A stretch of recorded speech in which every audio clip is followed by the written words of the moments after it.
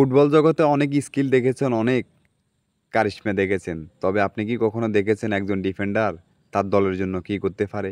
একজন ডিফেন্ডার তার জীবনটাকে বাজি রেখে তার জালটাকে অক্ষত রাখে। আর এই ভিডিওটাই হলো তার প্রমাণ।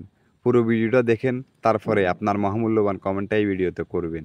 একজন ডিফেন্ডারের মূল্যটা কতখানি সেটা যদি সবাই বুঝতো, একটা সেরা স্ট্রাইকারের থেকেও ওই ডিফেন্ডারটাকে বেশি ভালোবাসতো।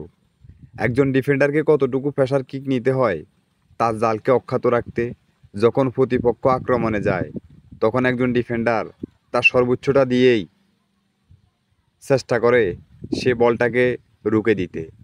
কারণ ফুটবল বিশ্বে সবচাইতে বেশি লাল কার্ড এবং হলুদ কার্ড হজম করতে হয় একজন ডিফেন্ডারকে। কারণ তার প্রতিপক্ষ যখন আক্রমণে আসে আর সেই বল যখন রুখে দিতে না পারে তখন সে বাধ্য হয় সেখানে ফাউল করতে।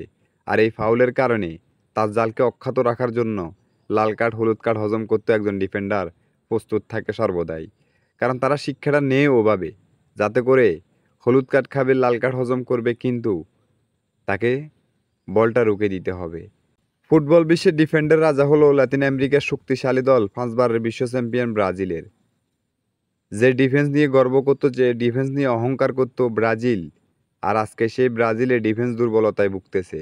ছোটোখাটো দলগুলোর কাছেও তারা হেরে গিয়ে হতাশাগ্রস্ত হচ্ছে। কথায় আছে না, সাহামুখো ঠ্যাং কাটা যায়, আর ব্রাজিলেরও সময়টা ঠিক তেমনই যাচ্ছে। যদি mastermind coach Dorival junior আর একবার এই ল্যাতিন আমেরিকার শক্তিশালী দল ব্রাজিলের ডিফেন্সের দিকে চোখ দিত, তাহলে বিশ্বসেরা ডিফেন্ডার থিয়াগো সিলভাকে তারা দলে ফেরাতো। বিশ্বের এই সেরা ডিফেন্ডারকে যুক্তরাষ্ট্র 26 বিশ্বকাপে যদি আরেকবার ডাকা হয়, তাহলে ব্রাজিলের হারিয়ে যাওয়া সে সেরা ডিফেন্ড আবারও ফিরে পাবে। যুক্তরাষ্ট্র 26 বিশ্বকাপে যেন থিয়াগো সিলভাকে ডাকা হয়, সে প্রত্যাশাই করব ব্রাজিল সিবিএফের কাছে এবং ব্রাজিলের মাস্টার মাইন্ড কোচ ডরিবল জুনিয়রের কাছে। তো আপনারা কি চান? যদি থিয়াগো সিলভাকে আবারও দলে ডাকা হয় তাহলে কেমন হবে? অবশ্যই আপনি আপনার মহামূল্যবান কমেন্টটা করতে পারেন এই ভিডিওতে। খেলাধুলার আপডেট নিউজগুলো পেতে আমাদের চ্যানেলটি সাবস্ক্রাইব করে আমাদের পাশে থাকবেন।